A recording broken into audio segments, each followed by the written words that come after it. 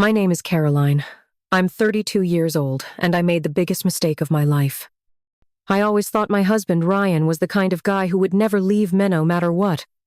I figured he was the type to stick around, work things out, forgive, and move on. I was so wrong. Because one night I said something I thought was just a joke, something I didn't even think twice about.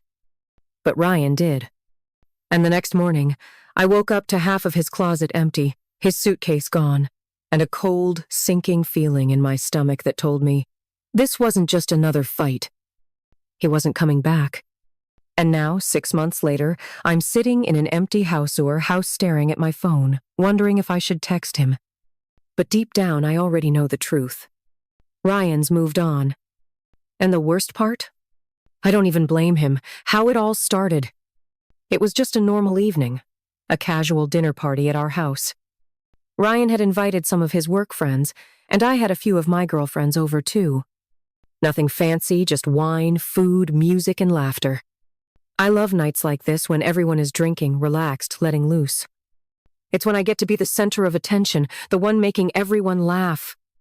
And I've always been good at that, at being the one who keeps the energy up, who says the funny, sarcastic thing at just the right moment.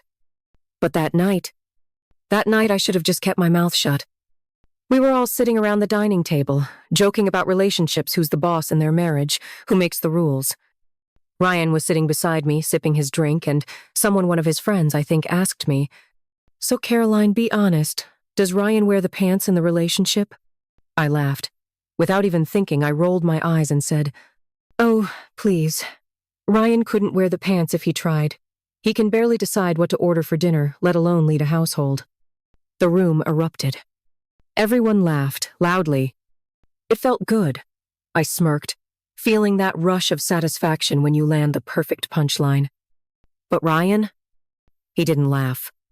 He just sat there, his drink frozen midair, his jaw tightening just slightly. It wasn't anger on his face.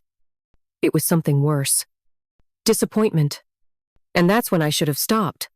I should have leaned over, squeezed his hand, laughed it off. But I didn't.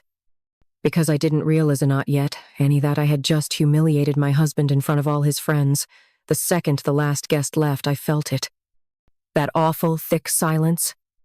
Ryan was cleaning up the dishes, his movements stiff, his eyes not meeting mine. I knew what was coming. "Oh, come on, Ryan," I said, rolling my eyes. "Don't tell me you're actually mad about that."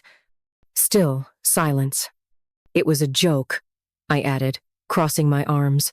"God, you're so sensitive sometimes." Finally, he set his glass down and looked at me. "A joke?" he repeated, voice eerily calm. "Yes, Ryan, a joke." Everyone laughed. "It wasn't that deep." "Oh, it wasn't that deep?" he asked, nodding slowly. I could tell he was really thinking now, processing, analyzing, trying to pick his words carefully. Then he said something that actually made my stomach drop. "Tell me something, Caroline. When was the last time you ever spoke about me with actual respect?" I frowned. What kind of question was that? "What are you talking about?" I scoffed. "Exactly," he muttered under his breath. He turned away, heading upstairs. I should have gone after him. I should have apologized, told him I didn't mean it like that. But I was stubborn. I thought he'd get over it. So instead, I sat on the couch, scrolled through my phone, and figured we'd deal with it in the morning. I had no idea that by morning he'd be gone. He left, just like that. I woke up to an empty bed. At first, I thought maybe he was downstairs making coffee or had gone for a morning run. But then, I saw it. His closet door open. His suitcase missing. I felt my heart start to race. I rushed downstairs, expecting to hear the shower running, his keys on the counter, something to tell me he was still here. But he wasn't. And for the first time, it hit me. He was really mad. Not just annoyed. Not just giving me the silent treatment. He was done. I grabbed my phone, my fingers shaking. I called. Straight to voicemail. I texted. "Ryan, seriously? You're actually leaving over a joke?